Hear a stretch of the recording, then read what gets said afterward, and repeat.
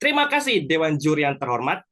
Tahukah Anda bahwa sebenarnya limbah elektronik dapat diremanufaktur dan juga didaur ulang? Menyadari hal itu, kami dari tim eCycle hadir untuk membantu keberlangsungan tersebut. Melalui eCycle, sebuah aplikasi remanufaktur dan juga daur ulang e-waste. Are you ready for a cleaner and more sustainable future? Next.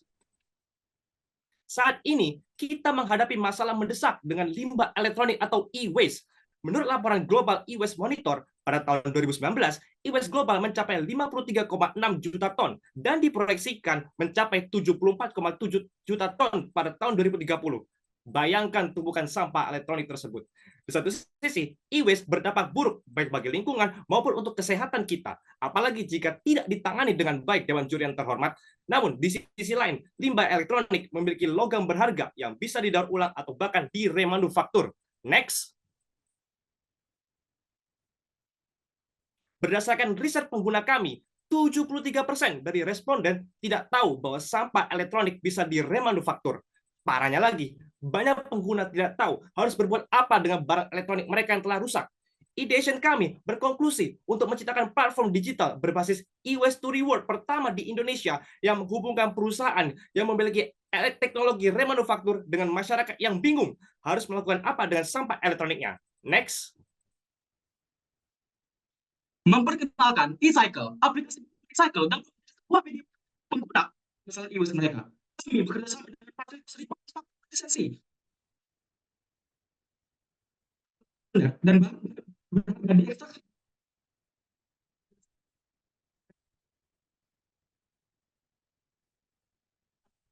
dari individu maupun bisnis lain dan juga menyediakan persaingan sama dan juga dari AI di dalamnya melampaui berbagai seperti e-waste RG dan Recycle Tech. Next. Selaras dengan track ketiga Indonesia Next, melalui eCycle, limbah elektronik pengguna akan diberikan faktor secara langsung maupun dari pihak ketiga, dan dana dari pihak investor akan disalurkan kembali menjadi reward bagi pengguna. Sejalan dengan ESG Indonesia Next, kami bekerja sama dengan pemerintah untuk memberi sertifikasi report dan karbon kepada industri semua pihak, langsung maupun tidak langsung. Next. Aplikasi eCycle memberikan layanan fitur e-waste scan yang terintegrasi dengan AI, dapat memberi estimasi harga dan juga cara pengelolanya. Pengguna dapat memesan layanan sampah ataupun melakukan drop off e-waste ke lokasi mitra eCycle. Setelah itu, pengguna akan mendapatkan reward berupa e-point yang langsung dapat ditukar menjadi saldo e-wallet ataupun voucher belanja. Hasil usability testing kami mendapatkan 86 skor yang menunjukkan aplikasi kami memiliki pengalaman pengguna yang baik. Next. Baik, tim eCycle kami menargetkan masyarakat di kota-kota besar seperti Medan, Bandung, dan Surabaya karena kita memerlukan fasilitas yang mudah dijangkau dalam proses penjemputan sampah elektroniknya. Ditambah lagi, pengguna kami didominasi oleh masyarakat muda sehingga kita membuat aplikasi dengan tampilan modern dan diintegrasikan dengan AI. Dengan demikian, kami memutuskan untuk membuat strategi marketing menggunakan sosial media seperti yang digunakan oleh Pandawa Group untuk menjangkau target pasar yang besar. Perusahaan kami menginvestasikan dana terbesar di penyewaan warehouse karena pengiriman e-waste ke partner remanufaktur dilakukan secara bulk. Next. Mendukung inisiatif ESG Indonesia Next, eCycle berkontribusi pada pengurangan emisi karbon ke lingkungan. Remanufaktur dapat mengurangi hingga 80% emisi karbon dari produksi barang yang baru. Selain itu, eCycle juga menerapkan operasi ramah lingkungan, seperti menggunakan sepeda atau truk elektronik untuk penjemputan, memfasilitasi e-waste untuk dimanufaktur, serta mendukung carbon footprint report bagi industri. Setiap satu pengguna eCycle dapat berkontribusi hingga 0,08 metric tons pengurangan emisi karbon melalui satu produk remanufaktur sampah elektronik saja. Next. Dengan eCycle, kami tidak hanya membangun bisnis, tapi juga mengolah limbah elektronik menjadi peluang bagi lingkungan dan masyarakat. Kami mengundang Anda untuk menjadi bagian dari perubahan ini. Terima kasih atas perhatiannya. Dengan demikian, kami menutup pitching ini. Recycle. Cycle your electronic. Cycle your electronic. Oke, baik. Sudah cukup ya? 10 detik terakhir. Oke, kita berikan tepuk tangan untuk teman-teman dari eCycle Ini semangatnya luar biasa dan idenya cukup unik ya. Kalau misalnya ada aplikasi-aplikasi yang mungkin memang sudah biasa untuk recycle limbah plastik begitu ya. Ini beyond that ya, lebih dari itu. Teman-teman sudah berpikir bahwasanya ternyata limbah elektronik ini juga menjadi suatu masalah yang perlu dipecahkan dan mudah-mudahan bisa ada solusinya ya dari aplikasi ini ya. Karena ini katanya untuk e-waste to reward pertama di Indonesia begitu ya. Oke, kayaknya ini Dewan Juri sudah penasaran ya, ingin memberikan pertanyaan untuk teman-teman semua. Kita akan berikan kesempatan untuk Kak Hari terlebih dahulu. Silakan Kak Hari. Ya, terima kasih Kak Caman. Ya, sangat menarik ya. Potensinya juga mungkin cukup besar gitu karena belum banyak kompetitor yang fokus di sini. Cuman mungkin yang ingin saya ketahui adalah nanti tuh pola bisnisnya itu apakah kalian hanya akan menjadi agregator atau fasilitator atau nanti juga kalian akan jadi pengepul juga ya untuk si e-waste-nya ini. Karena kan kalau misalkan ada kalian collecting si e-waste-nya ini juga terus menjadi another revenue, ini juga kan pasti akan butuh model bisnis ya yang berbeda, tidak hanya digital saja gitu ya. Jadi kurang lebih itu nanti akan seperti apa. Terus kemudian satu lagi adalah ini kan nanti akan saya masih belum kebayang nanti si generatif AI-nya ketika kalian foto si barangnya, terus nanti dia bisa mengkalkulasikan sampai sedemikian itu sistemnya seperti apa? Karena kan pasti parameternya banyak ya. Apalagi e-waste di Indonesia kayaknya lebih ajaib-ajaib lagi karena banyak yang dimodif-modif dan direparasi dan lain sebagainya kan. Sebelum orang Indonesia itu menganggap itu menjadi waste gitu sih barang. Nah itu nanti akan seperti apa? Apakah ada user generated-nya gitu ya untuk database fotonya atau seperti apa? Itu mungkin dua pertanyaan dari saya. Oke, baik. Terima kasih Kak Hari. Teman-teman dari e-waste sudah siap? Siap. Oke, teman-teman e-cycle sudah siap ya? Baik. Ya. Pastikan sekali lagi teman-teman sebelum menjawab untuk koneksi internet, kamera dan juga audionya terhubung dengan baik ya. Oke? Baik. Kita persilahkan karena teman-teman e-cycle sudah siap menjawab dimulai dari sekarang. Baik Kak Hari, terima kasih atas pertanyaannya. Terkait untuk pola bisnisnya itu, kami e-cycle hadir sebagai jembatan bagi pihak masyarakat dan juga pihak manufaktur.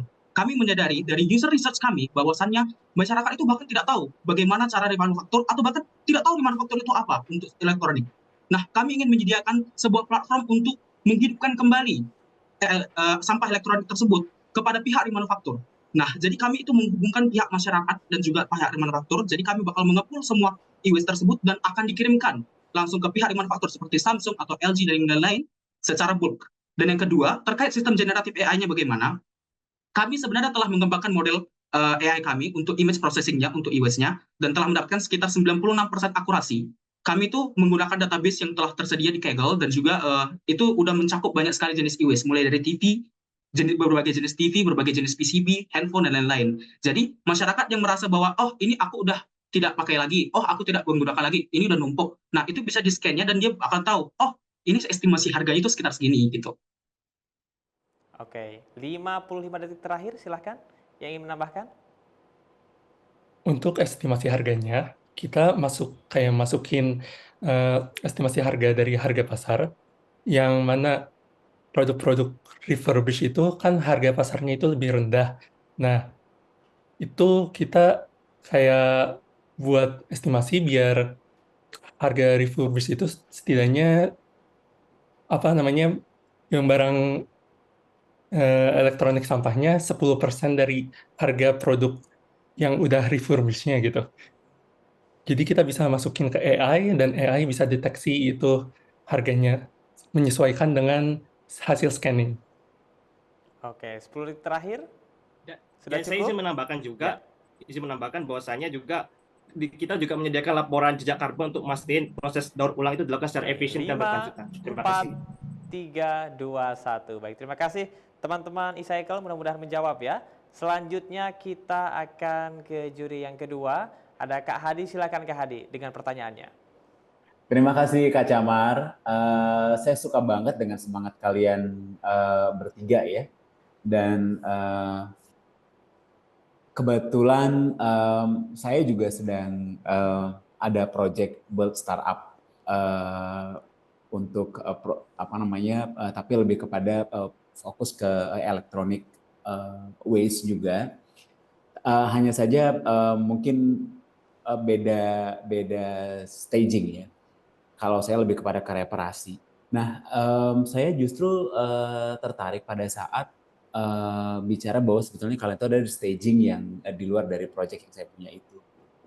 Saya pain point-nya itu adalah bahwa tidak semua items atau tidak semua perangkat elektronik itu bisa di recycle kan, gitu. Nah, concern seperti ini sebetulnya akan berada di titik mana gitu.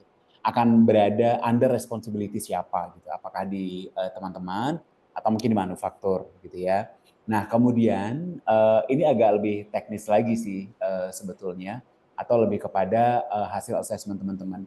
Sebetulnya sudah setinggi apa manufacturing yang akan mau menampung e-waste? Since kita tahu sebetulnya bahwa banyak manufacturing waste management atau yang recycle ini memang masih fokus kepada plastik, either itu yang value maupun non-value gitu ya.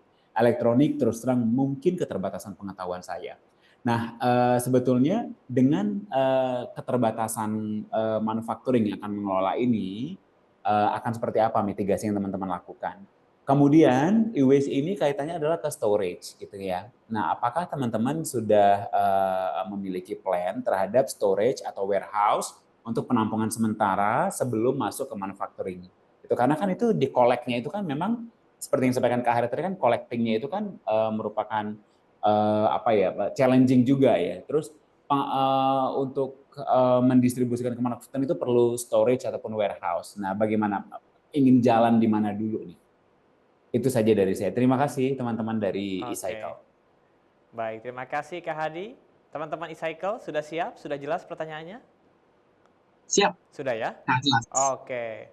Baik, kita persilakan untuk menjawab dimulai dari sekarang. Baik, terima kasih untuk Kak Hadi. Terkait tidak semua perangkat elektronik itu bisa recycle, betul. Jadi kami itu lebih utama kepada pihak remanufaktur. Jadi sebuah elektronik yang masih bisa diremanufaktur atau diberikan chance untuk hidup lagi, akan kami coba untuk remanufaktur. Namun apabila tidak bisa, akan dilanjutkan ke dalam proses recycle. Nah, terkait yang tidak bisa di-recycle ini, kami juga sudah mengetahui bahwa Dinas Lingkungan itu biasanya menerima tuh terkait untuk e-waste. Jadi biasanya terakhirnya ujung-ujungnya nanti ke pihak Dinas Lingkungan. Kembali lagi kita bekerja sama dengan pihak pemerintah untuk mendukung inisiatif ESG-nya. Dan juga terkait untuk pertanyaan kedua, remanufaktur ini setinggi apa sih? Karena kan biasanya plastik tuh. Nah, remanufaktur ini sebenarnya sudah sering konsepnya itu di luar negeri. Namun di Indonesia belum ada. Makanya kami hadir sebagai solusi inovatif pertama di Indonesia untuk menghubungkan pihak remanufaktur dan juga pihak masyarakat.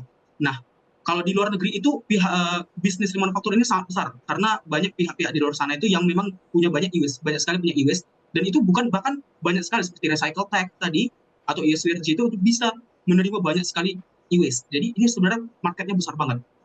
Kalau untuk jawaban ketiga mungkin Kak Alvin atau Kak Asen bisa. Oke, untuk jawaban ketiga, apakah kita punya plan untuk storage? Ini kan kita target pasarnya itu di kota-kota besar terlebih dahulu karena keterbatasan budget dan harus ngasih budget yang besar ke transportasi dan storage.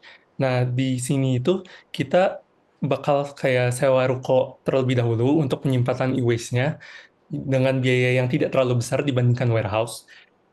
Ini itu memakan sekitar 60-150 juta di setiap kotanya, sekitar segitu. Dan setelah di-collect itu, kita bakal kayak kirim pakai truk, dan sebagian besar karena perusahaan remanufaktur ada di luar negeri, maka kita akan melakukan proses ekspor barang sampah elektronik ini ke 5, perusahaan 4, remanufaktur di luar negeri. 3, Gitu. 2, 1. Baik, terima kasih kepada teman-teman e-cycle. Kita berikan tepuk tangan.